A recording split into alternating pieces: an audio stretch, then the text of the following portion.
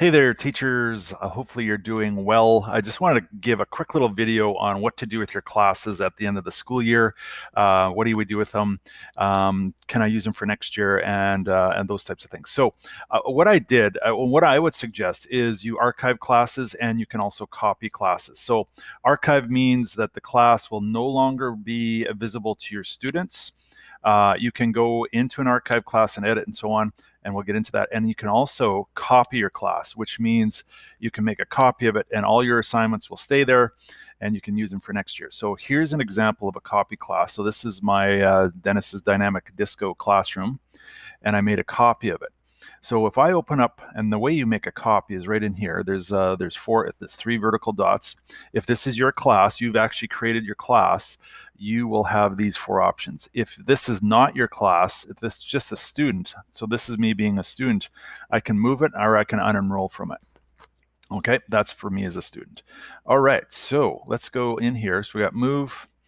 Move just basically means you can move that around in your grid here. You can see all the different types of classes I have. I can move that to the top or the bottom or in between. So I can just wherever you want. Okay. The other one here is edit. That's just mainly just editing the name with room number, etc. But the ones that we're interested in is the copy, which I made a copy over here. Archive, which we'll talk about in a second. Okay, so here's copy. When I click on copy of Dennis's Dynamic Classroom, if I go into classwork here, you'll notice that there's no people in it except me. I'd have to re-invite people, and no grades, obviously. So if I look in the classwork, though, you can see all my assignments are there, but they're in draft format. What that means is they're ready to go, but the students can't see them. So if I want to get this test assignment 2 up and running, I would have to go in here and go into edit.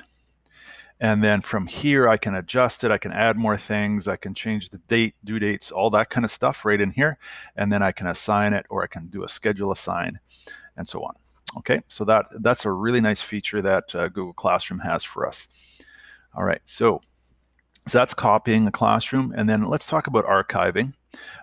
You can also archive. Archive mainly, what that means is you will no longer see this classroom in your active grid. This, for example, right in here.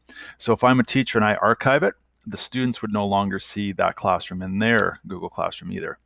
And where does it show up? I'll just show you where all your archive classes are. If I click on the three horizontal lines, unfortunately, my picture gets in the way here on the bottom left. You'll see it's right at the very bottom here. I don't know if you can see where my mouse is. I'm going to click on it. Try to get there. Sorry, there we go. Archive classes.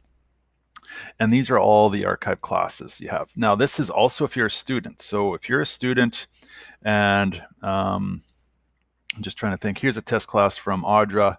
I cannot do anything much with this. I can move it around, but I can't do anything. Audra would have to delete it from her classroom in order for it to delete from mine.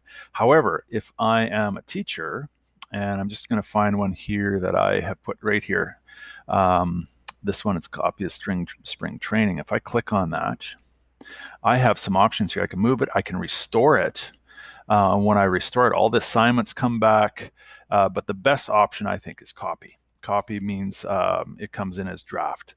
So for example, if I restore a copy of spring training, I go to restore. Okay, and let's take a look what it looks like, just so we have an idea what a restored class looks like. And if I go into what's right here, click on it, and you can see that the classes are also in draft as well. And the problem is the students come back. So if I had a list of students, those students would now also be a part of their classroom. So that's the difference between restore and copy. If you copy it, there will be no students in there, and you can add students. If you restore it, the students will still remain there. You would have to get rid of the students or unenroll them. So I hope that has been somewhat beneficial for you. I guess the big thing is copy and archive. I think that would be a beneficial